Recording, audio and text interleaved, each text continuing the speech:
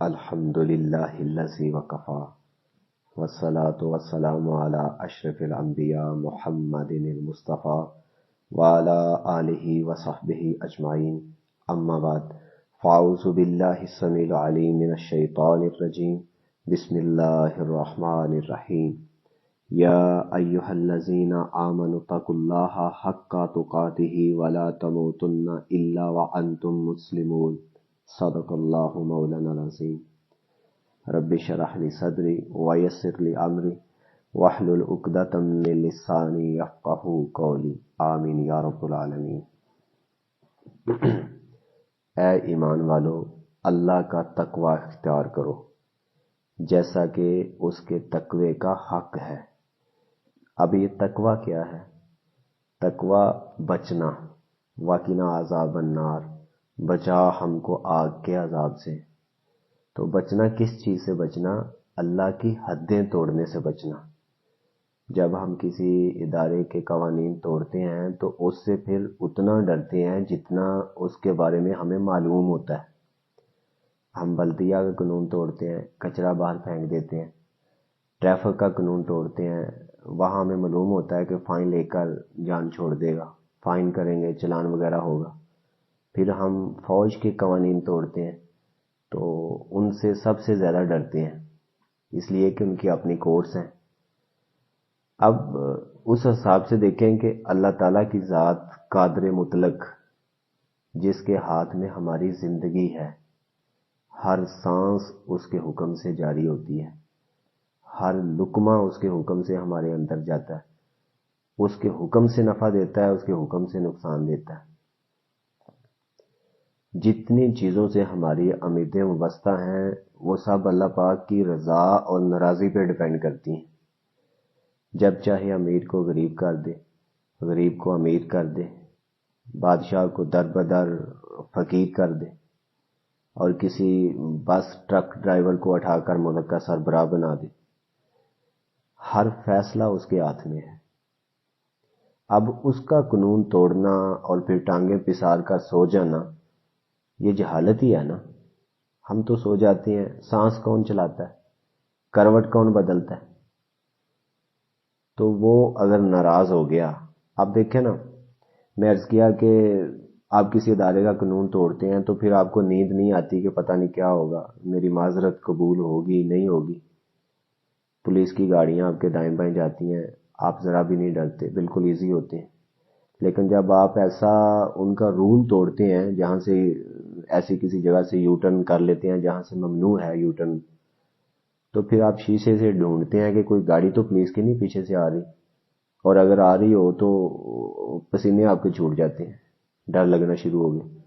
اب ہم پولیس سے نہیں ڈر رہے، اپنے گناہ سے ڈر رہے ہیں۔ اللہ کوئی ڈرنے والی چیز نہیں ہے، اللہ بڑی پیاری ہستی ہے، ماں باپ سے زیادہ پیار کرنے والی ہستی ہے۔ ماں باپ اسی نے تو دیے ہیں، تو اللہ پاک سے اس طرح ڈرنا چاہیے، اپنے گناہ سے ڈرنا چاہیے۔ اللہ کو تو میں نے ناراض کر دیا، اب ہر چیز مجھے کھانے کو دوڑے گی، مارنے کو دوڑے گی۔ آپ جب سفر کر رہے ہوتے ہیں، آپ کے دائیں بائیں سے 140 سے گاڑیاں آ جا رہی ہوتی ہیں، تو ان میں سے کسی کا بھی ٹائر پھٹ کے آپ کی گاڑی کو لگ سکتا ہے، آپ مر سکتے ہیں، یا آپ کی گاڑی کا ٹائر پھٹ کر کسی اور کو لگتا ہے تو وہ مر سکتا ہے۔ یعنی دن رات ہم جو ہے موت کے ایسے اسباب سے ہمارا واسطہ رہتا ہے، لیکن وہ ہمیں بچا رہا ہے۔ جس نے جو ہماری زندگی لکھی ہے تب تک ہم نے جینا ہے۔ یہ جو اللہ کا علم ہے نا، اسے معلوم ہوتا ہے کہ کون کیا کرنے والا، مستقبل میں کیا کرنے والا ہے۔ یہ ہونا بہت ضروری ہے، اس لیے کہ اگر اللہ نے مجھے 60 سال 70 سال زندہ رکھنا ہے تو اس نے سب پر نظر رکھنی ہے کہ کوئی اسے مارے گا تو نہیں، مارنے تو نہیں لگا، سمجھ رہے نا بات؟ اسے 7 ارب انسانوں کے دل پر نظر رکھنی ہے، اسے مارنے تو نہیں لگے، تبھی مجھے بچا کے رکھے گا نا۔ اچانک آ کر اگر کوئی مار دے اور اللہ کہے اوہو اس کی تو 70 سال لکھی تھی، 50 میں اسے کسی نے مار دیا، اٹس امپاسبل، ایسا ممکن ہی نہیں۔ ما کان لنفس ان تموت الا باذن اللہ کتابا مؤجلا،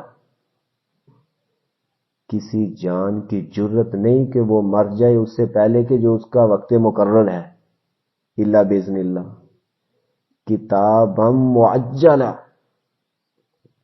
ڈیٹ لکھی ہوئی ہے، باقاعدہ پرنٹ آؤٹ نکلا ہوا ہے، اس نے فلاں تاریخ کو مرنا ہے، تو تب تک اس نے مجھے زندہ رکھنا ہے، لہٰذا وہ ساری گاڑیوں پہ نظر رکھے ہوئے ہوتا ہے کہ کوئی اس کو کچل تو نہیں دے گا، کوئی مار تو نہیں دے گا. یہ ہے اللہ.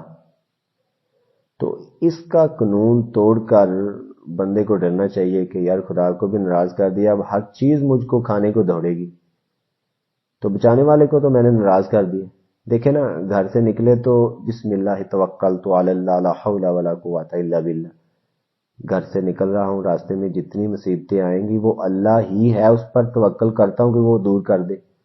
تو اللہ پاک کی حد کو توڑ کر اور پھر ڈھیٹ بن کر بالکل بے فکر ہو کر پھرنا کہ میرا کوئی کچھ نہیں بگاڑ سکتا، تو یہ جو چیز ہے نا، یہ اصل گناہ ہے.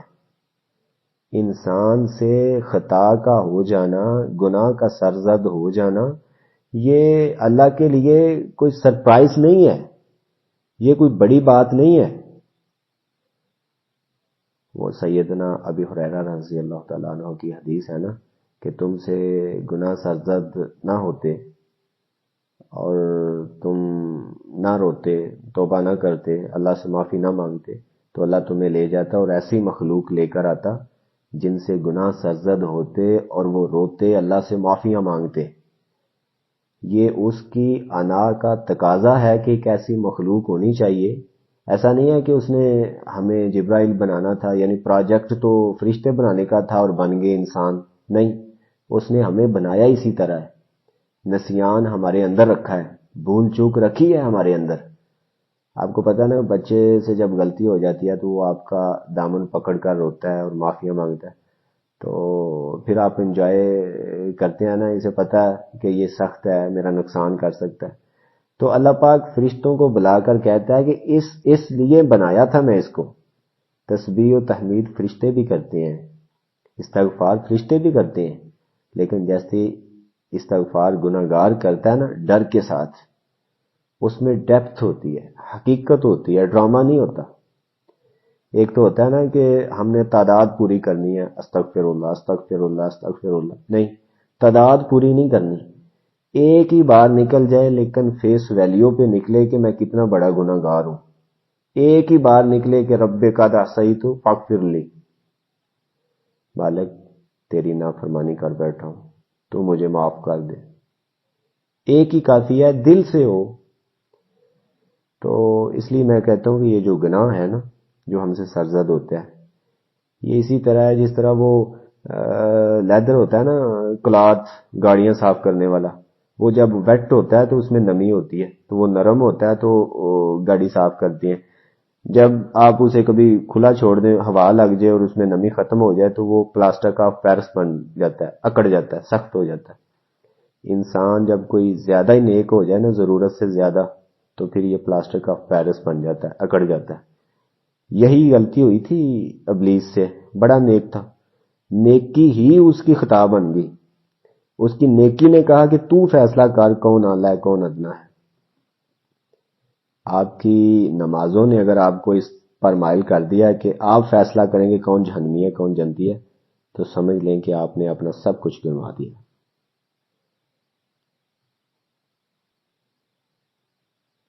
ایک حدیث قدسی ہے، اللہ کے رسول صلی اللہ علیہ وسلم فرماتے ہیں کہ تم میں سے پہلوں میں دو دوست تھے. تو ایک جو تھا وہ ہر وقت تاش کھیلتا رہتا تھا، اور دوسرا پاس سے نماز پڑھنے کے لیے گزرتا اور اسے بھی کہتا کہ آؤ نماز پڑھنے چلے. تو وہ کہتا کہ چلو میں آتا ہوں. تو ایک دن وہ بندہ پتہ نہیں کس موڈ میں تھا، وہ پاس سے گزرا، اس نے کہا کہ آجو نماز پڑھنے چلے. اس نے حسب مول یہی کہا کہ چلو میں آتا ہوں. وہ نمازی نماز پڑھنے والا واپس ہی آیا تو تاش کھیلنے والا وہیں تاش کھیل رہا تھا. تو نمازی کہنے لگا کہ اللہ کی قسم اللہ تجھے کبھی نہیں بخشے گا.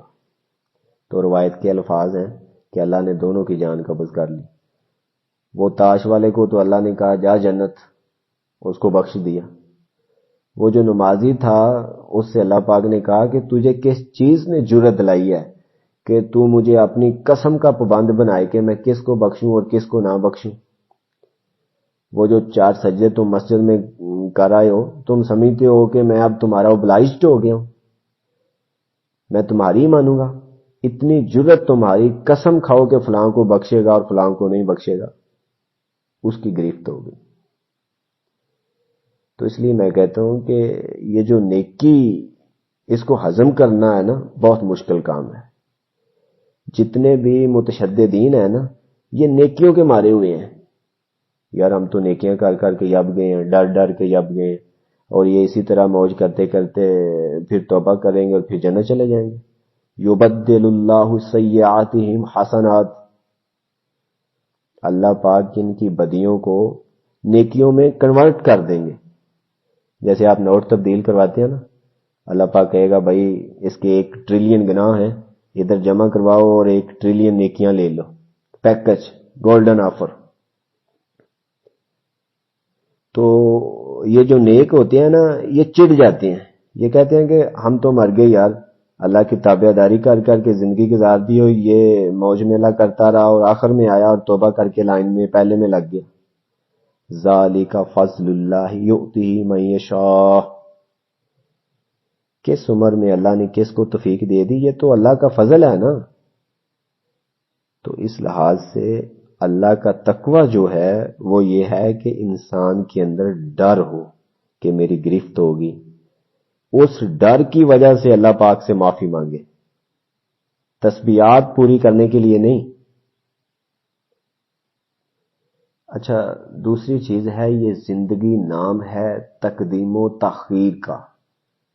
پوری زندگی پرائرٹیز کا، کس چیز کو پہلے رکھنا ہے، کس چیز کو بعد میں رکھنا ہے. اور یہ شروع سے رشتوں سے شروع ہوتا ہے، کس رشتے کو آگے رکھنا ہے، کس رشتے کو پیچھے کرنا ہے. دوستوں میں ہوتا ہے، کس دوست کو زیادہ پرائرٹی دینی ہے، کس کو پیچھے کرنا ہے. اسی طرح آپ کے جو گولز ہوتے ہیں، اس میں یہ ہوتا ہے کہ یہ میرا ٹاپ گول ہے، اگر یہ ہو گیا تو اس کے بعد یہ ہوگا. یہ تقدیم و تاخیر اس دن انسان کو پتہ چلے گا، ما قدم واخر، کس چیز کو ترجیح دی تھی، کس چیز کو پیچھے کیا تھا. اپنی ذات کو آگے کیا تھا، اللہ پاک کو پیچھے کر دیا تھا. یہ ہے وہ چیز.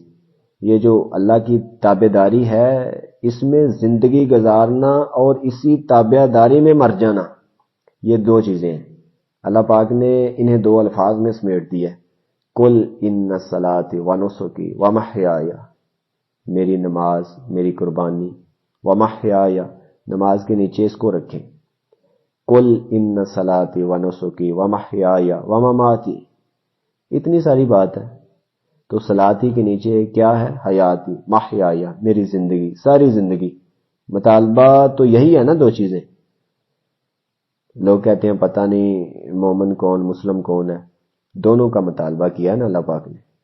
یا ایھا الذین آمنوا اتقوا اللہ حق تقاتہ ولا تموتن الا وانتم مسلمون. ایمان کے ساتھ زندگی گزارو اور تابع داری پر موت آنی چاہیے. اس میں ریٹائرمنٹ کوئی نہیں کہ بڑیاں نمازاں پڑھیاں، مکے تے اسی 30 سال پڑھ کے آیا ہم، تھوڑی ریسٹ بھی کر لیے تے خیر ہے. نہیں، مرتے دم تک. تو مومن اللہ اور رسول کو ماننے والے کو کہتے ہیں، اور اللہ اور رسول کی ماننے والے کو مسلم کہتے ہیں. اللہ کو ماننا لیکن اس کا حکم نہیں ماننا، یہ اسی طرح ہے کہ آپ مان لیں کہ عارف علوی ہمارے ملک کا صدر ہے، اس سے آپ کو کوئی ثواب نہیں ملنا. ماننے کے بعد اس کا حکم ماننا ایکچولی میٹر کرتا ہے. یہ ہمارے اندر کمی ہے کہ ہم اللہ کو مانتے ہیں لیکن اللہ کی نہیں مانتے. اپنی انا کی مانتے ہیں، قبیلے کی مانتے ہیں، اپنی روایات کی مانتے ہیں، اور قیامت کے دن یہی حساب دینا ہے. اللہ سمجھ کی توفیق دے. وآخر دعوانا ان الحمد للہ رب العالمین.